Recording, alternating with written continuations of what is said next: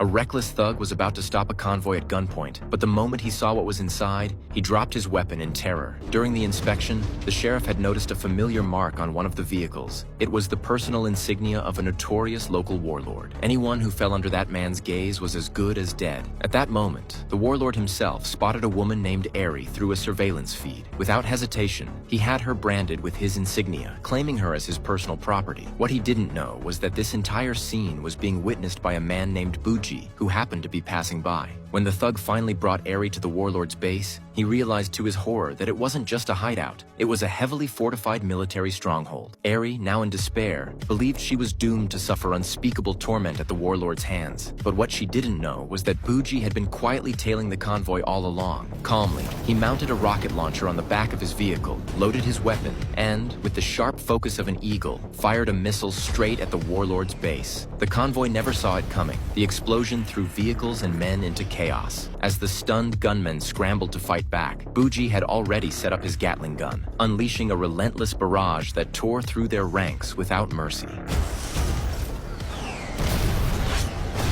When the survivors were left dazed and disoriented, Buji drove his armored vehicle straight into the fortress. No one could stand against him. Those who tried to rush him in close combat were cut down in an instant. Seeing this, the remaining men panicked. Through his sniper scope, one assassin spotted something on Buji's body, an antelope insignia, a sacred symbol said to represent the gods. Realizing who he was up against, the assassin dropped his weapon in terror. Buji wasn't just any warrior. He was once the invincible war god who had saved India. Against tens of thousands of armed soldiers, he could wipe them out within minutes. His combat style was so brutally overwhelming that it couldn't even be shown on screen. In the end, Ari was rescued by Buji, and from that day on, the two lived a wild and shameless life together.